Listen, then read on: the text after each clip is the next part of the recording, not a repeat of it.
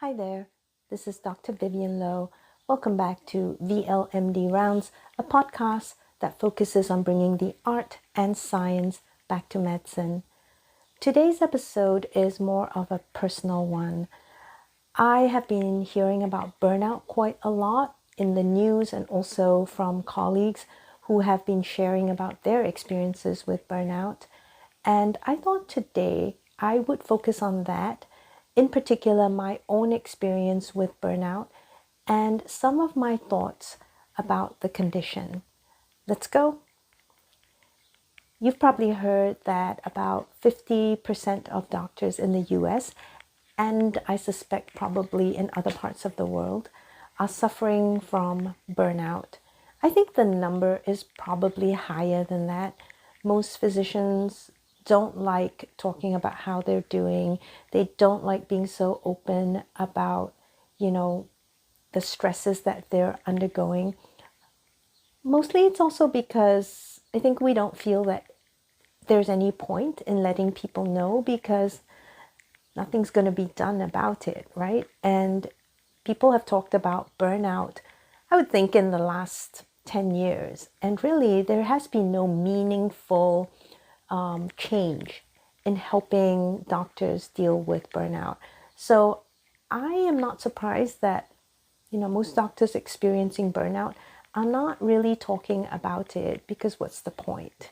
We're pretty practical people, right? And we've noticed that things haven't changed. People are only going to give lip service to it. You might get penalized if you admit to it. So why say anything? A full 25% of doctors are currently considering leaving the profession. There's already a healthcare shortage. We don't have enough primary care doctors and even specialists in most of the country. Patient waits are getting longer and physician work burdens are getting heavier. Patients have to sort of wait sometimes years to see a doctor. And so they end up utilizing emergency care and also urgent care centers, driving up the cost of healthcare. And everywhere you'll see people, health executives talking about physician burnout and how we have to do something. But I suppose it's not urgent enough because in the last 10 years, we haven't done anything.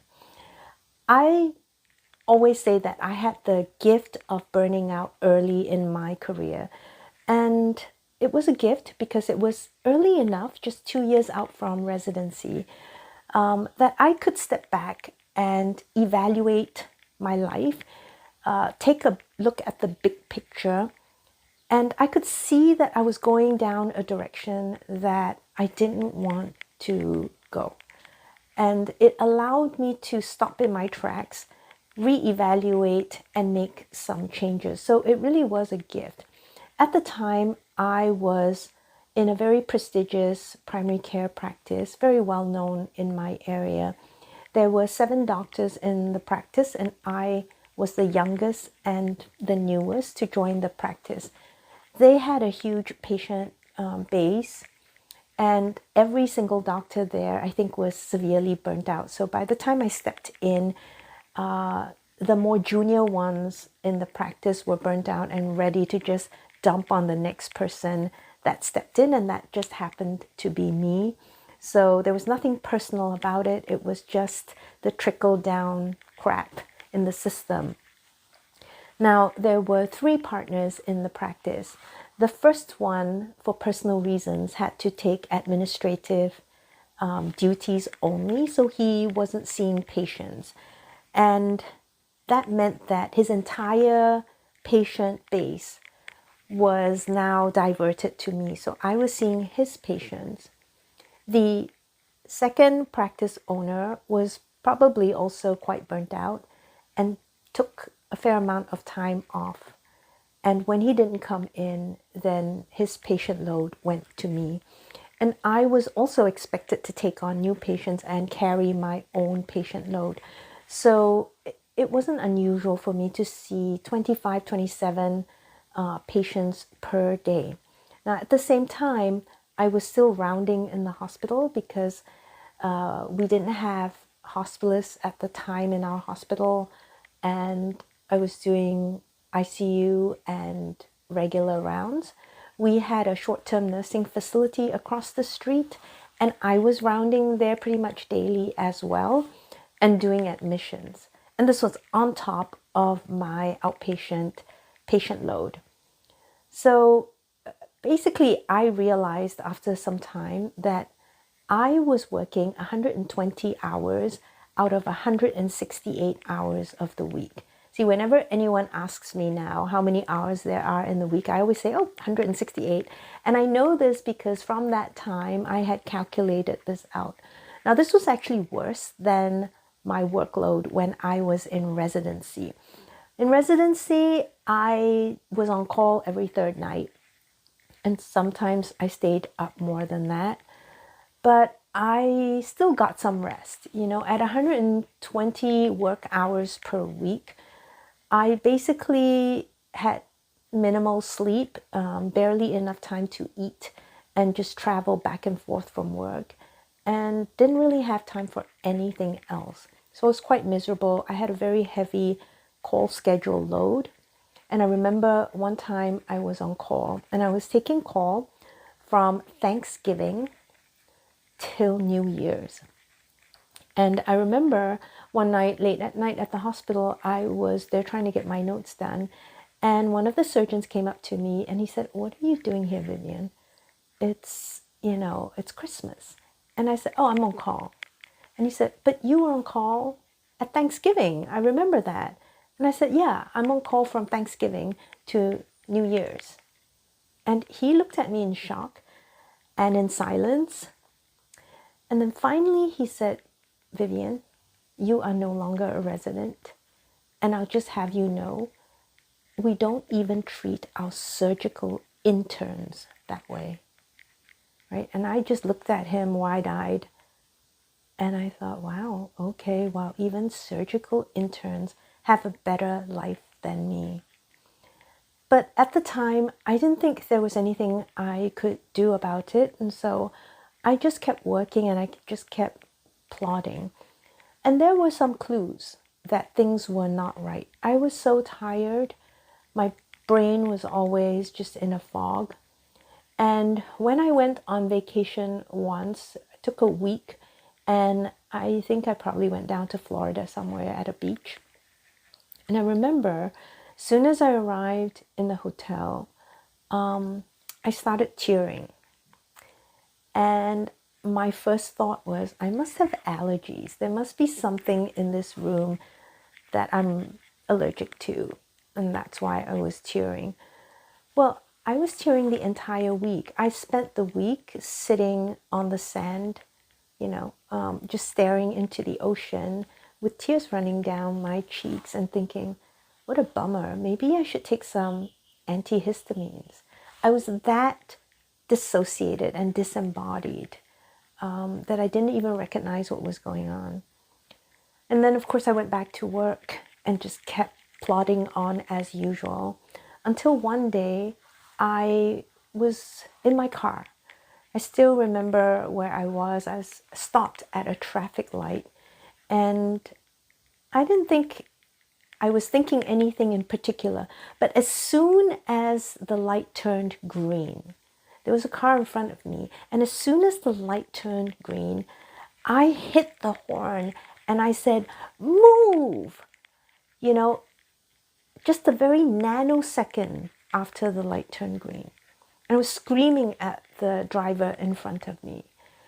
And when I heard myself shout, "Move!" right? I was stunned. I was so shocked that I had to pull over once I passed the traffic light. And I just sat there in shock, thinking, who is that person? I didn't even recognize myself. Who had I become? And I thought about who I thought I was, and I didn't even recognize the person that was sitting in the car there anymore, because I was so not only impatient, but I had so little tolerance for anything around me that didn't happen at once and didn't go smoothly. I just was in a state of constant agitation and resentment, I would say. So from that, I realized that something was terribly wrong. When I went back to work, I noticed my thoughts at work. I noticed how I resented going into work. I noticed how I reacted sitting at my desk. I remember my first day at work, I had been so excited and I had brought little personal items to personalize my desk. But that day when I went back to work, I just couldn't stand being at my desk any longer. I hated everything about it. I hated having to go in to see patients. And when patients were talking to me, I noted that I just didn't seem to care. It was as if I was behind a wall, and whatever they told me, I had no reaction to. And it was just a matter of, when can I get out of here? That was all that was going on in my head. And at that point, I knew that I couldn't keep doing this, because now it was interfering with my patient care. I realized that I was not going to be a good doctor to anyone in the state that I was in, and I had to make a pretty big decision. It was not an easy decision to make. I ended up quitting that job. And, it sounds at this point fairly simple, but at the time, it was a tough decision, because I had been on a visa. I studied here in undergraduate and medical school here and did my residency here, but I still wasn't a citizen.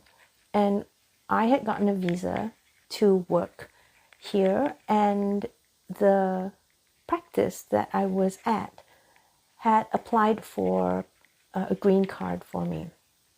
So by quitting, I was basically giving up my chance for getting a green card. And that also meant, because I didn't have any other sponsors at the moment, that meant that I became illegal. And it just felt like a situation where I was trapped. I couldn't leave the country. If I did to go see my family, then I likely wouldn't be able to get back in. I had, bought a home, and I needed to, of course, pay the mortgage. And also, I didn't know what to do. But here I was in this situation. I quit my job because I realized I couldn't, in good conscience, take care of others when I wasn't well myself. And at the same time, by making that decision, I had taken a huge risk and put myself in jeopardy of losing everything. I don't know why now.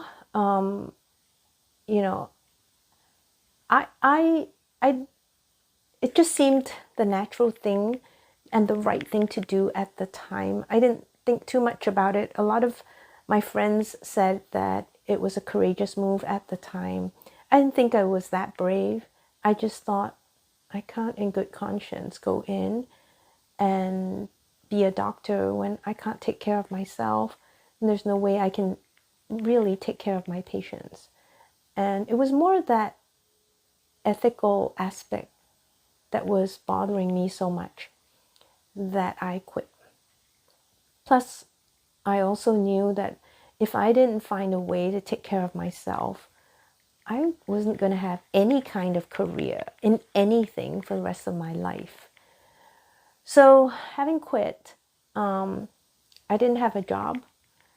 I ended up basically taking on any job that I could. I had belonged to a gym, and for some reason I had gotten a certification in group cycling, was teaching those classes. I just got a certification in that. And I overheard that same weekend that I quit, I overheard the manager at the fitness center say, oh, we need an instructor for that group cycling class. And I went up and said, oh, I just got certified. I could teach the class. And that was the first class I taught. After I finished teaching that class, the same manager asked me, can you teach cardio fitness and aerobics? I'd never done anything like that in my life. But I said, yeah, sure. And went and got videos and watched the videos, memorized some moves, got some music together, and started teaching. So I ended up doing all kinds of things. I taught English to non-English speakers. I happened to speak Portuguese, so I taught Portuguese to some friends who were going to Brazil to spend some time there. I taught anything that I could teach and cobbled together a living. At the same time, I was also able to moonlight at a hospital just on some weekends of the month.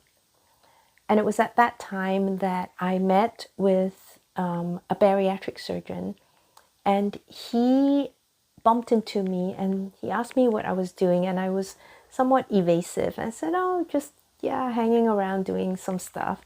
And he asked me if I would be interested in, doing his clinics for him, because he's a bariatric surgeon and he had clinics, outpatient clinics, where he saw his patients, but he didn't really want to do any outpatient work. He's a surgeon after all, and all he wanted to do was to cut. So he said, why don't you go see my patients for me? So I did, and after I had done that for a week, he told me, hey, the patients like you, the staff there seem to like you, so why don't you take over all my clinics? And that's how I started in obesity medicine. And even though I was taking over all his clinics, it wasn't like I was seeing patients all day. They were more like half days or even less, few hours here and there, covering all his clinics and then doing my odd jobs. And that's how I cobbled together a living. At the same time, I had gotten, just before I quit, I'd gotten a full scholarship to get my MFA in fiction at Warren Wilson College. And so I was able to work on my MFA at the same time. And, the thesis for my MFA became my novel that was published later by W.W. Norton. So there's that end of the story. But at the time when I quit, I didn't know what was ahead. It was a very scary time. I had no plans. I had a mortgage over my head, and I had to find a way to cobble a living together to make payment for my house and get some food. And that was just very basic at that point in time. Anyway, I spent the year after I quit in what I call my year of silence. I ended up speaking minimally to anyone. I ended up mostly spending time by myself. As a writer, I'm hugely sensitive to words anyway. So I, take words very seriously, and they affect me deeply. So anything I read, I take in quite deeply. Anything I hear, I take in quite deeply. So I remember that I realized that a lot of my thoughts were very negative, that I had a lot of automatic negative thoughts or ants. And then when I just became conscious of what I was taking in terms of what I was hearing and what I was reading, I realized that I was just kind of imbibing a lot of negativity through what was going on in my surroundings. So I ended up just making sure that I didn't listen to any music other than instrumental music, because I didn't want any lyrics percolating into my brain. Because I think lyrics, for example, in songs, they're quite insidious in how they work, you know. You have a catchy tune, you start singing along. Next thing you know, we have those words in our heads, right? And sometimes they are positive and sometimes they're not quite so benign. And once I realized that, I started to curate what was going on into my head. I kept away from people who were toxic and who, you know, spoke very negatively. If I heard anything negative, I had a way of consciously being aware of it and then removing those words from my head. So it really was my year of silence where I was very deliberate about what I allowed into my head, into my thinking. And out of that, I think I became just a lot more interested in my own stories, in my own thoughts, in curating my own experience, right? So I wasn't aware of it, but I think I was practicing some form of, you know, cognitive behavioral practice there, being very aware of my thoughts and how they impacted my emotions and my actions, and then deliberately curating them so that I would have more benign or beneficial thoughts in my head. That was about a year, and eventually I started, you know, talking to people more again. I tend to have these phases in my life where I go into a very interior mode, and I call it my cave mode. And I go into my cave, and I need that, I think, just to take some time to reassess, think about what's going on, and then consciously recreate my life, right? Because I think that we have so many incarnations in our lifespan. And most of the time, we do this unconsciously. We go from being a child to, you know, a young adult, from being a student to a professional. We go from being a daughter to a young woman or a mother, even in some cases. So we transition along the lifespan and we become different beings in the course of our lifespan. Most of this is usually done unconsciously. And once I was aware that this is what is happening in our lives, I actually try to be more conscious of my transitions and being very deliberate about what I want to create for the next phase or for the next incarnation, let's say. So once I came out of that phase, that was when I fully delved into writing and being a novelist and into the arts and dance and choreography and things like that. And then eventually I was still moonlighting on the side and, you know, covering the surgeons' clinics and so forth. But I remember being a fellow at a writers' conference.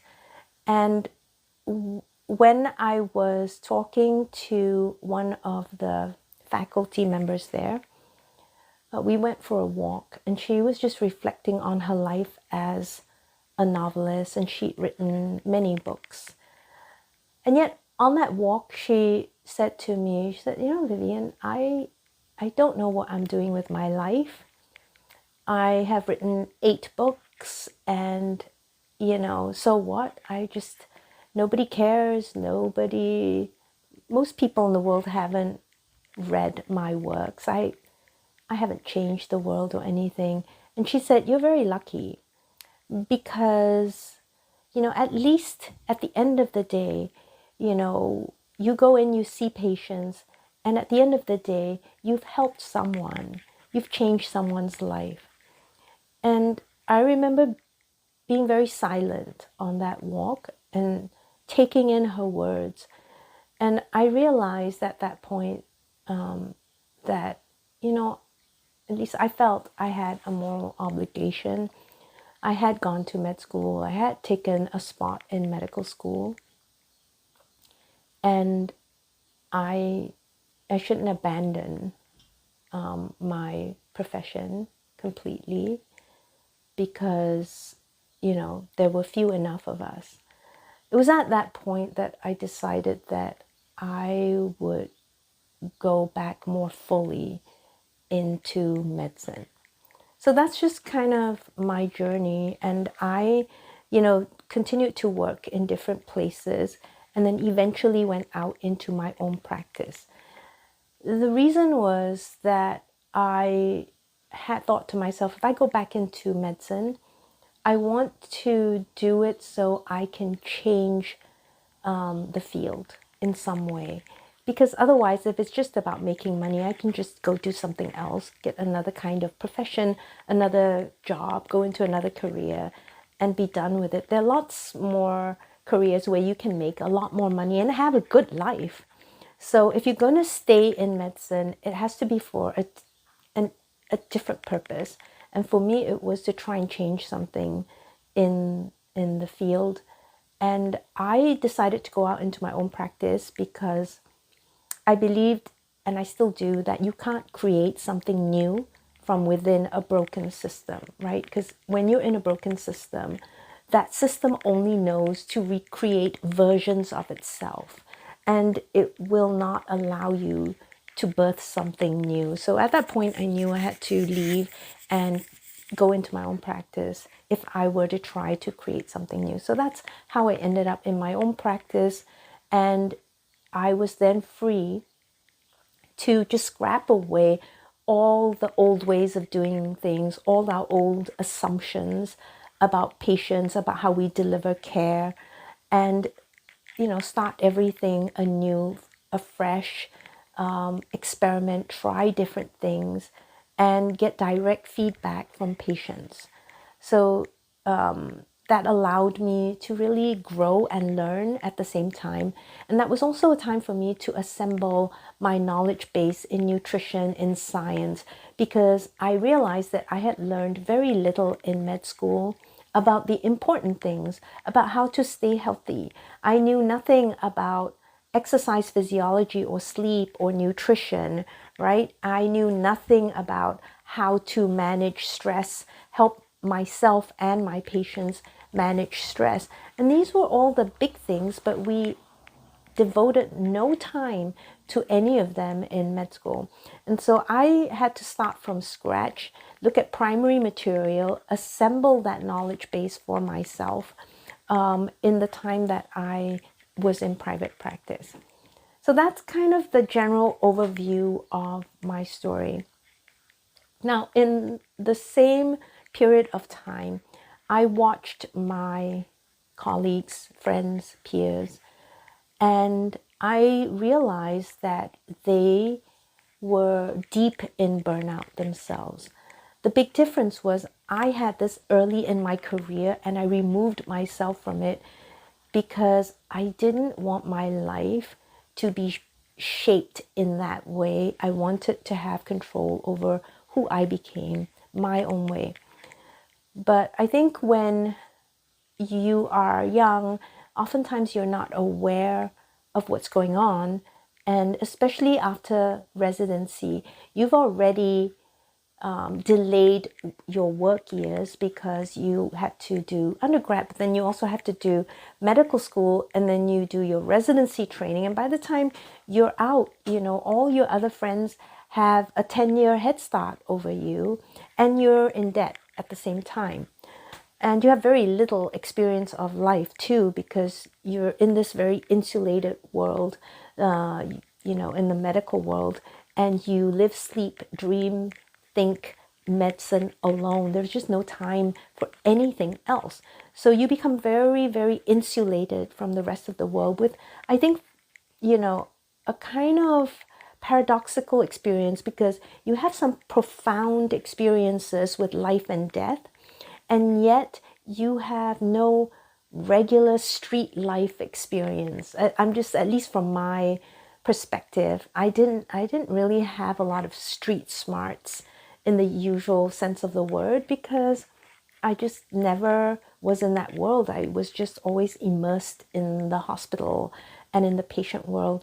And, you did have to manage very difficult conditions, life and death conditions, watching people die, helping people die, being part of that process, very profound.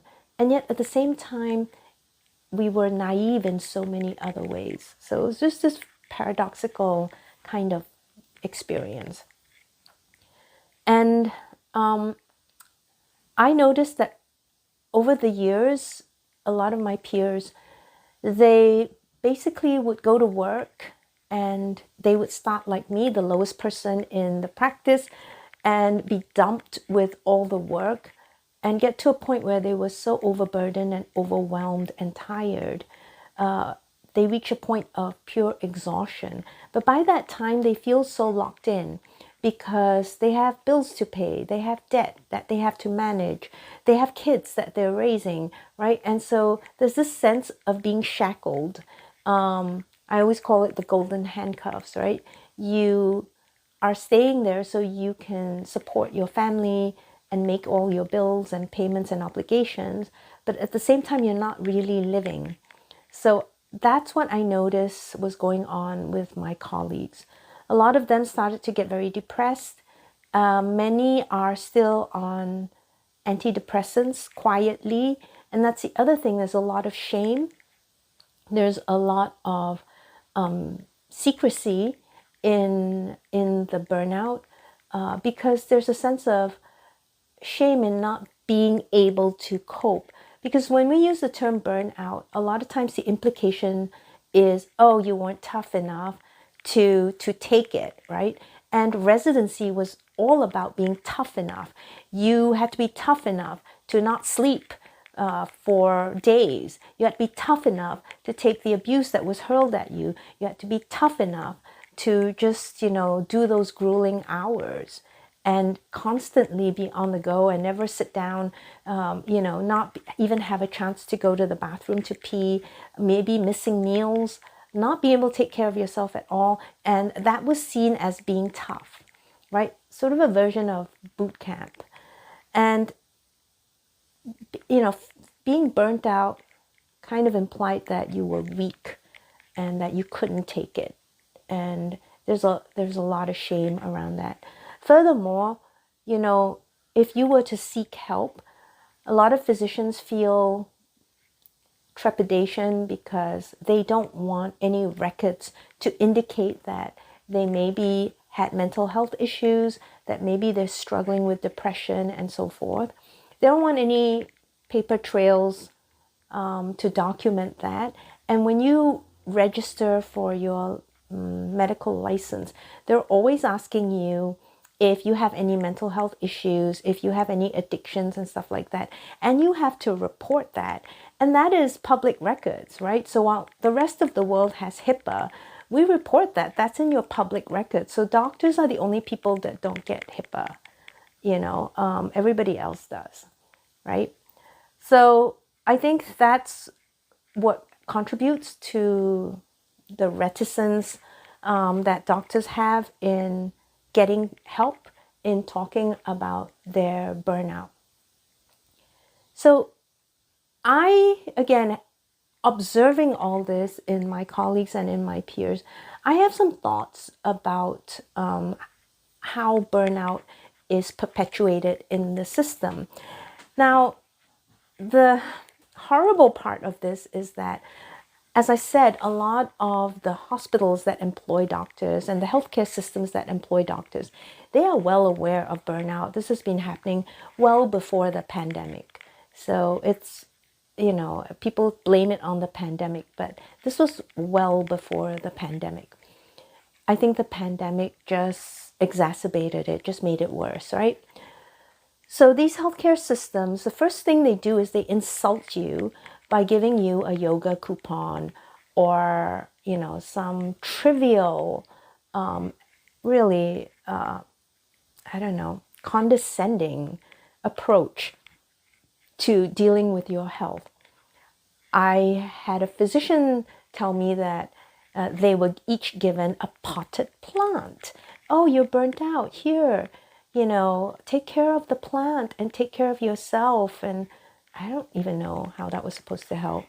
Then you get people who a lot of doctors receive emails from admin and from HR saying, do take care of yourself while they continue to make your life a nightmare, right? They're always stressing that doctors need more emotional intelligence. And the people who stress that we should have more emotional intelligence tend to have zero emotional intelligence, at least when they're dealing with something like burnout, because they'll send you these rather insulting emails telling you that you should take care of yourself. And of course, there's nothing concrete to help you do that, right? As I said, you might get a coupon to a yoga class. Now, yoga is great. I love yoga. I have nothing against it. But even yoga practitioners, very skilled yoga practitioners, will tell you that doing 1 or 2 yoga sessions is not going to change you in any meaningful way, right? So it's just, again, another useless gesture there, just to say they did something. And then, they might have, I don't know, a session where they ask you how you're feeling and get your suggestions, but they're not really interested, because you know that, because nothing changes after that, right? Because if they cared, something would change, but no, it doesn't change. And then they also recognize that a lot of the burnout comes from the paperwork burden that we are saddled with. But of course, what do? They just increase the paperwork burden. They make no attempt to give any relief in that sense. So I was thinking about burnout. And as I said, the implication is that you're not tough enough and you're the one who's too weak and succumbing to this condition. But burnout, I was thinking about cults.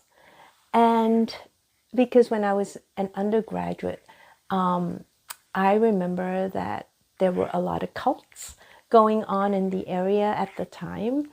And I was involved in a research project on cults. And so I was just interested in how cults work and what they do to get you to the point where you are a zombie almost and you're not thinking, right? And I thought about how the medical system is essentially using these techniques that these cult leaders use to subjugate their followers. Okay, so number one thing is isolation. And what they do in cults is they try to isolate you from your friends and your family and so forth. And that's exactly what happens in medicine. The main thing is that you are so worn out and they keep you busy with just busy work, not real meaningful work, but busy work on top of real work, right? And they just do that so that you don't have time to do anything else. And this is one way to isolate you from friends, from family, so that a lot of doctors feel like they don't have a life. And really, that's the truth, because all they're doing is go to work and then crash in bed, go to work, crash, and so forth. All right. So isolation is really important, because I remember that when I was a resident, I worked a lot. As I said, I was on call every third night, sometimes even more, and doing long weekends and so forth. And yet I was quite happy during my residency. I enjoyed my residency years. I think that was because I had a community of other residents that I really enjoyed.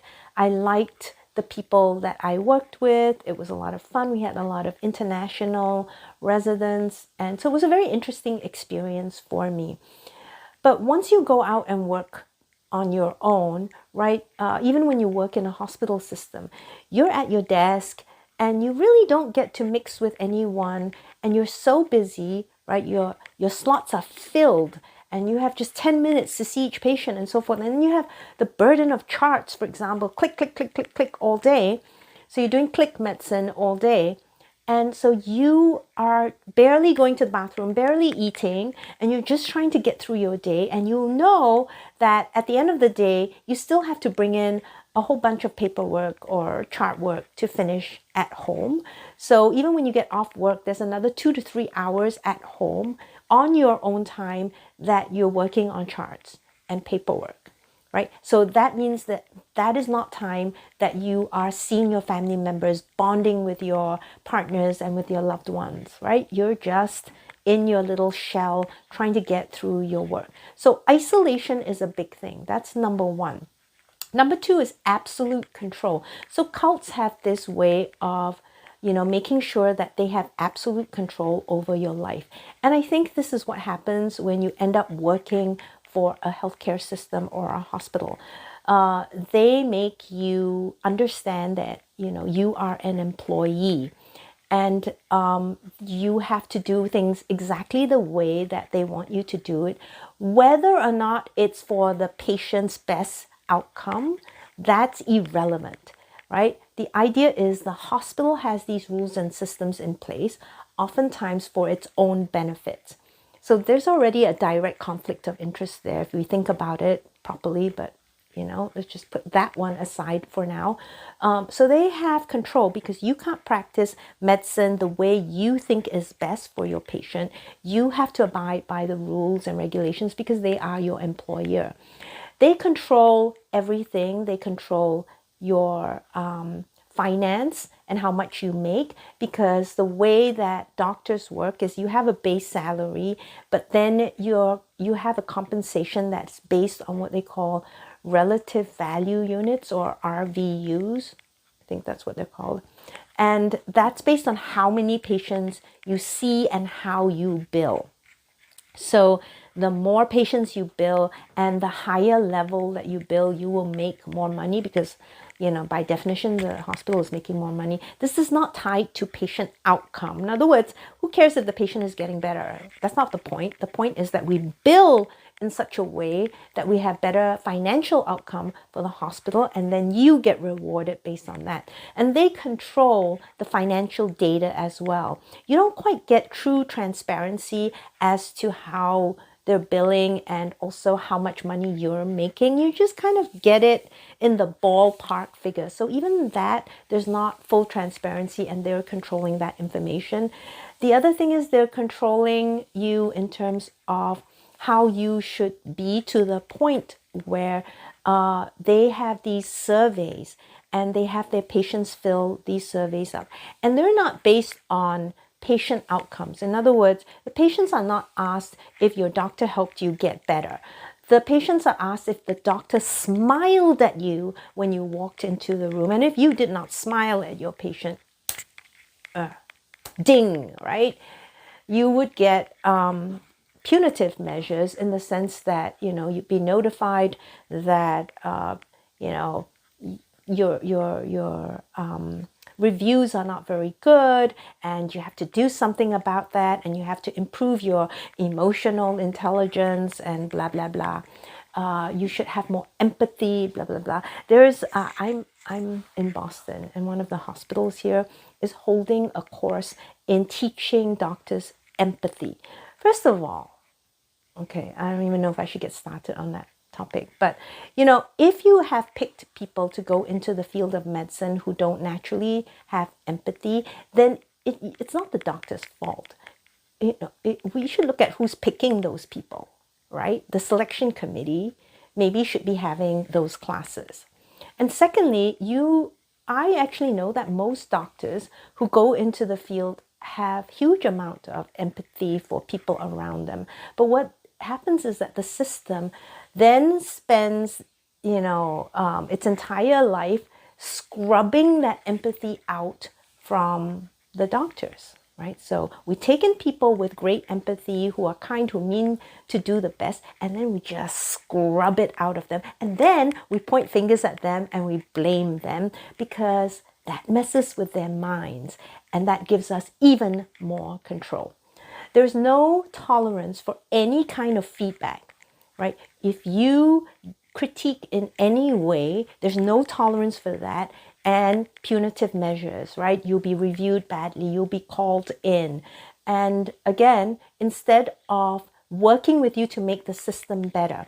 So I recently talked to a doctor where she gave some critical feedback that impacted a patient. So a test result came back and there was somehow a crack in the system, and nobody caught this result for several days. And it was a critical result. And so she reported this and she said, oh, we have to fix this because we can't have these holes in the system, right? And basically what happened was she was blamed for not catching that. So she had sent for this test, and it was several days before this critical value was reported to her. But the reason was that she was on call and she had 16 admissions, 2 codes. She's just working, she's just like completely overwhelmed in the day and just going. And at that point in time when you're running a code, you're not thinking, and who should I follow up on? Now, I believe this is actually part of admin's problem because they have to solve the system's problem, right? In the end, the reason that doctors go and work in healthcare systems is the idea is that way admin can do the administrative and fix all the operation stuff, and then we doctors can do the doctoring stuff, right? So now if it's now my fault, right, that there's a problem in operations and in the systems, and I'm expected to fix it, what the hell do I need you for? Right? Because the only reason we're working with them is so they will take care of that part and we can do the doctoring part. If they're blaming it back on us, then why do I need you? I might as well do this on my own because that's what you're telling me. I have to do this on my own, right? So there's no tolerance and no help when you give feedback and when you realize something's not working in the system. That's another thing. They instill unreasonable fear of the outside world. Oh, you'll never survive out there. It's so hard. It's so rough. Well, let me tell you something. The fact that everything is the doctor's fault and everything is the doctor's responsibility, you don't need them because they're already telling you in the system, oh, no, it's your responsibility. Oh, you see, the test, no, that's your responsibility. Oh, the scheduling, that's your responsibility. The notes are your responsibility, right? The patients don't show up on time, that's everything's your responsibility already. What you need them for? Seriously, at this point, I'm thinking, why are you here and why are we paying you, right? And, everyone in healthcare is there and has a job because of your medical license, and yet they treat doctors like crap. So they do that, they play with guilt, right? Oh, you're supposed to take care and not worry and not even think about money. Meanwhile, they're there going, you didn't bill this, you didn't bill that, right? So they're making you think of money, but making you guilty for thinking of money as well. And there's this sense of inadequacy that they play on too, that somehow you're not good enough, right? That you're not able to carry out all the jobs that you were A, not trained to do, and B, it's not your responsibility, but somehow now you are inadequate because you're not doing those things that you weren't supposed to do anyway. And then there's a lack of meaning in your work because you signed up to take care of patients, not paperwork, not admin. Again, remember, they are being paid to do administrative work, but somehow now it's your problem and that's your job as well, right? So then a lot of doctors feel that there's a lack of meaning in their work because they didn't sign up for it, right? And again, the way that these systems approach solving this problem tells you how little emotional intelligence, for one, and how little intelligence overall that they have on this very topic. Because you'll hear people say, AI and technology will take care of this. Well, okay, AI and technology isn't just automatically going to take care of everything, right? It's how it's used. It's the inputs. It's what it's designed to do. And generally, AI and technology, the way it's being used, is to address, again, that paperwork burden, address efficiency and cost. But burnout is not just about efficiency and cost. That is part of it. But primarily, burnout is how you make people feel. It's how you're making us as physicians feel. And AI and technology will not address that, right? Because when doctors are constantly made to feel guilty and inadequate, when they're ridiculed, when they're talked down to, yeah, no AI is going to solve that problem. Okay, it's about how you're making people feel. And so you can give someone a yoga coupon or a plant, all right? Or you can take them out for dinner. Actually, most places they'll just get a sandwich for you, and they're not even gonna like give you dinner, right? But just to celebrate, I don't know, Doctor's Day or something like that, you get a little sandwich.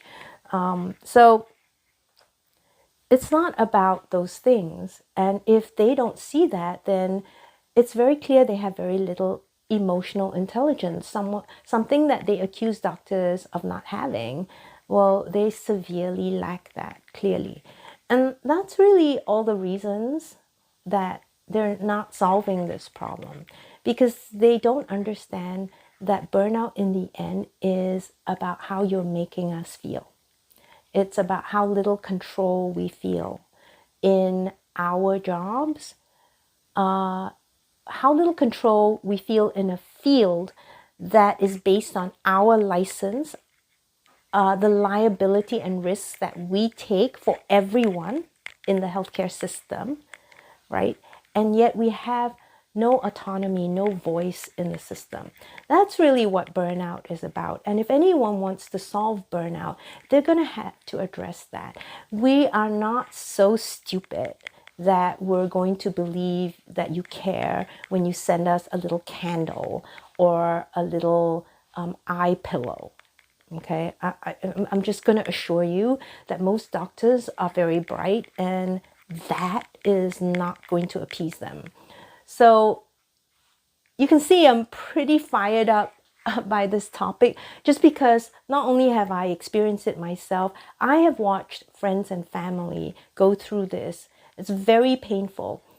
400 physicians kill themselves every year, right? Physician suicide really is the highest rate of suicides amongst professionals. And let me tell you, with physicians, they don't make suicide attempts. We don't have a lot of failed attempts because we kind of know what we're doing, right?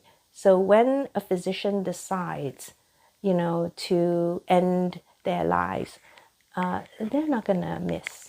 They're not going to mess up, right? And it's not because they're weak. It's not because they couldn't take it. It's because it's a systematic failure, right, to moral injury towards physicians, right? In other words, we're made to do and work in a system that doesn't take into account who we are as human beings, doesn't take into account the risks, the liabilities that we incur, doesn't take into account our autonomy, right? Doesn't take any of that into account. And, we're just cogs in the wheel. And if you're going to make people feel like cogs in the wheel, that's why you have physician burnout. So I just get a little agitated when I hear all these discussions and all these topics, blogs, articles on physician burnout, and they're very superficial and they don't really kind of speak the truth. So as a physician, and having experienced it myself and witnessed this in my friends, still witnessing it every day in my colleagues, I'm going to speak the truth, right? And it's really not going to go away until you address the real cause of physician burnout. So I know this was a very different episode from my usual.